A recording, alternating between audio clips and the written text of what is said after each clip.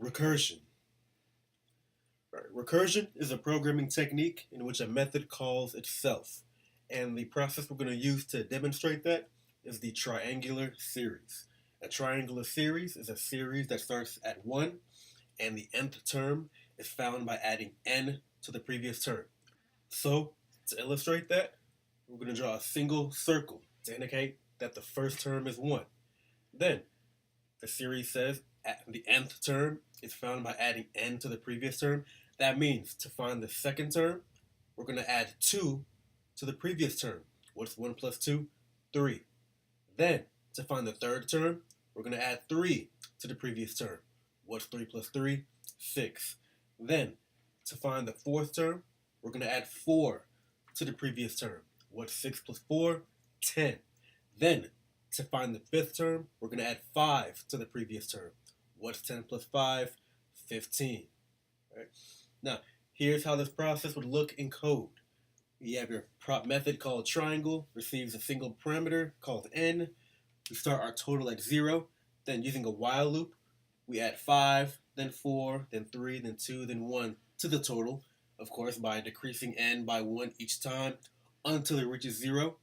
After we add everything up, we return the total to get our answer. This kind of approach, we call it the iterative approach. We call it that because we're repeatedly executing the same instructions. Anytime you're executing the same instructions over and over again, you're using an iterative approach. All right, now let's discuss the recursive approach. What the recursive approach will do is it'll divide this process into two parts. It'll say that the fifth term is equal to 5 plus the fourth term. Now, what is the fourth term? The method doesn't know, right? We haven't gone that far yet. All we've done so far is ask, what is the fifth term in this series? And we've answered it by saying it is 5 plus the fourth term. Well, what is the fourth term? The fourth term is 4 plus the third term. All right, well, what's the third term? Well, the third term is 3 plus the second term. Okay, well then now what's the second term? Well, the second term is 2 plus the first term. And then what's the first term? Well, the first term is 1. We know this because this was given to us in the definition of a triangular series. We were told in the definition that 1 is the first term.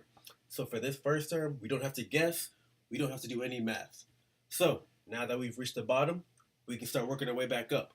1 plus 2 gives us 3. 3 plus 3 gives us 6. 6 plus 4 gives us 10. 10 plus 5 gives us 15 for our final answer. All right, now let's take a look at the code for this process. The recursive approach to writing this program, once again, we create a method called triangle that receives a single parameter. Then we say, if that parameter is less than or equal to 1, then return the value 1. Otherwise, return n plus triangle n minus 1, which is our recursive call. All right. Now, let's analyze this method a little more in depth. There's 2 parts to this method. In fact, there's 2 parts to every recursive method. And that is, first, each recursive method must have the recursive call. That's the obvious part. It can't be a recursive method without there being a recursive call. And in this case, that is triangle n minus 1. Now, what you should also notice about the recursive call is that the input decreases. We give it n minus 1. This is a requirement for any recursive call. You cannot put n plus 1 or n plus 2 or n times 2. You cannot increase the input. You must decrease it, whether you put n minus 1 or n minus 2 or n divided by 2.